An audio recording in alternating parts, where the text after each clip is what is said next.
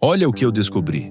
Existe uma montanha aqui no Brasil que os próprios índios que vivem ao redor dela, há milhares de anos, nunca subiram.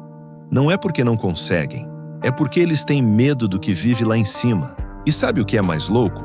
Quando os primeiros exploradores finalmente chegaram ao topo em 1884, eles encontraram animais que não existem em nenhum outro lugar do planeta Terra, nem fóssil, nem registro, nada.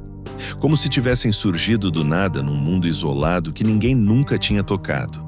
Aí você fala, tá, mas é só biologia, né?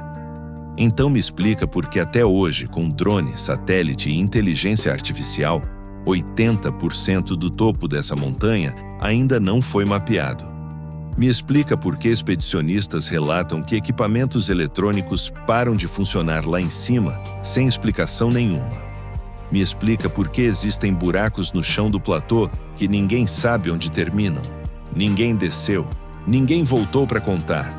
Essa montanha tem 2 bilhões de anos, estava aqui antes dos dinossauros, antes dos oceanos, antes de qualquer coisa que você conhece nesse planeta. E os índios Pemon, que convivem com ela há milênios, têm um nome para ela: Casa dos Deuses. Não é metáfora, não é poesia, é aviso. O que está dentro do Monte Roraima? Eu fui investigar, e o que eu encontrei vai te deixar com mais perguntas do que respostas.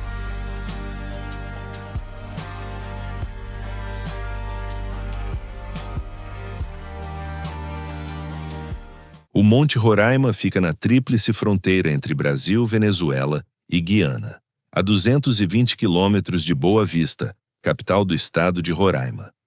Ele pertence a um grupo de formações chamadas Tepus, palavra do povo Pemon, que significa literalmente Casa dos Deuses.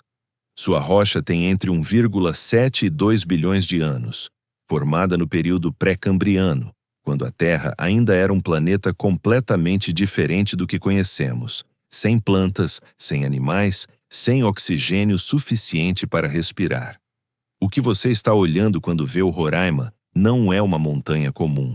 É um fragmento do planeta primitivo que sobreviveu intacto enquanto tudo ao redor foi destruído, transformado e reconstruído bilhões de vezes.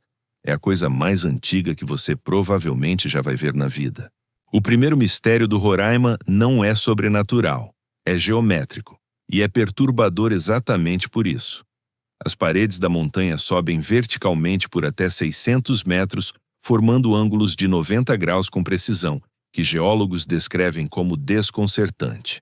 Não existe outra formação rochosa no planeta com essa combinação de verticalidade, escala e precisão angular. A erosão de 2 bilhões de anos deveria ter criado bordas irregulares, fragmentadas, caóticas. Em vez disso, criou algo que parece projetado. Blocos de rocha perfeitos, paredes que parecem cortadas com faca, ângulos que não variam. Os geólogos explicam como resultado de fraturas específicas no arenito, somadas à erosão diferencial ao longo de centenas de milhões de anos. A explicação existe.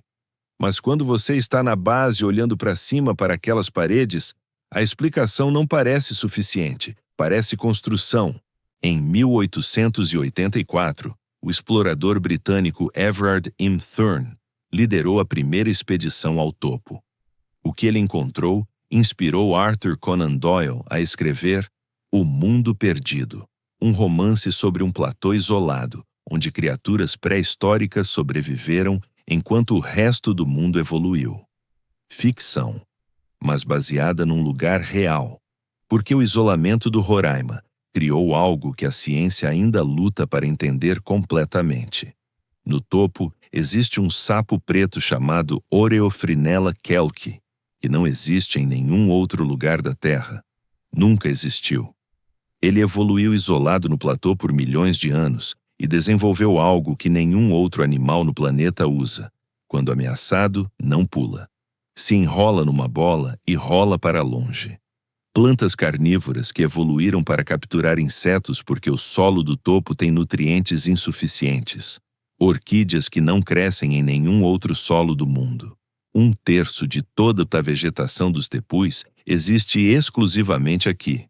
É como se o topo do Roraima fosse um planeta separado, com suas próprias leis de evolução, suas próprias espécies, seu próprio clima. E a ciência admite que menos de 20% desse mundo foi explorado. Aqui está onde a história fica realmente perturbadora. As nuvens que envolvem o Roraima quase permanentemente, que criam aquela atmosfera visualmente impossível, também bloqueiam os sensores científicos mais avançados do mundo: drones, lidar, satélites de alta resolução. A cobertura de nuvens impede leitura consistente. É como se a montanha se recusasse a ser mapeada. No interior do platô existem dolinas, buracos que se abrem na rocha e desaparecem para dentro da montanha. Ninguém sabe onde terminam. Ninguém sabe o que existe lá dentro. As expedições que tentaram explorar foram impedidas pela profundidade e pela escuridão. Expedicionistas que sobem ao topo relatam consistentemente algo que nenhum relatório científico oficial ainda explicou satisfatoriamente: equipamentos eletrônicos que falham ou se comportam de forma errática no platô, bússolas que não se estabilizam, câmeras que travam. A temperatura no topo cai para 5 graus Celsius sob sol pleno, enquanto na base da mesma montanha faz 40 graus. Dois mundos completamente diferentes, separados por 600 metros de parede vertical. Os índios Pemon vivem ao redor do Roraima há milênios e nunca subiram. Não por incapacidade física, existem trilhas. O acesso é difícil, mas possível. Os próprios Pemon guiaram os exploradores britânicos em 1884. A escolha de não subir era deliberada. Baseada em algo que passava de geração em geração, o topo da montanha não pertence aos humanos. Para os Pemon, o Roraima é o que sobrou de uma árvore gigantesca, a árvore do mundo, que alimentava toda a humanidade. Quando essa árvore foi cortada, o mundo inundou. O que sobrou do tronco virou a montanha. O topo é território sagrado, território dos espíritos, um lugar onde as leis do mundo humano não se aplicam. E quando você combina isso com as anomalias dos equipamentos, com as cavernas sem fundo, com as espécies que não existem em nenhum outro lugar, fica difícil descartar completamente o que esse povo observou por milhares de anos. Aqui está o que une tudo. Uma montanha com 2 bilhões de anos, paredes com geometria que geólogos descrevem como desconcertante, um platô com criaturas únicas num mundo isolado, cavernas sem fundo que ninguém explorou, equipamentos que falham, nuvens que impedem mapeamento, um povo inteiro que escolheu nunca subir, e 80% do topo ainda inexplorado. Pensa nisso. Vivemos numa era onde satélites mapearam a superfície de Marte com mais detalhes do que o topo do Monte Roraima, onde temos imagens de galáxias a bilhões de anos-luz de distância, mas não sabemos o que existe dentro das cavernas de uma montanha no norte do Brasil. A montanha mais misteriosa do planeta não está no Tibete, não está no Himalaia, não está numa ilha remota do Pacífico, está aqui, no Brasil, a 220 quilômetros de Boa Vista, e está esperando. O Monte Roraima esteve aqui 2 bilhões de anos antes de qualquer ser humano existir, e vai continuar aqui depois que todos nós formos embora.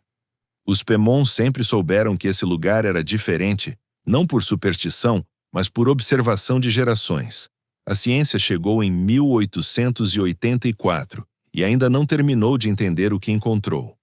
Lá dentro das dolinas sem fundo, nas fissuras que a luz nunca alcança, existe algo que nenhum olho humano viu ainda.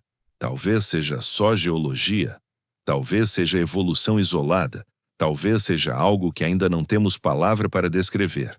Mas está lá, no Brasil, esperando. Caso investigado, e pela terceira vez nessa série, o caso permanece em aberto. E aí, você toparia subir o Monte Roraima sabendo de tudo isso? Deixa nos comentários, deixa o like se esse vídeo te fez ver o Brasil diferente, se inscreve no Detetive do Desconhecido e ativa o sininho. Até a próxima investigação.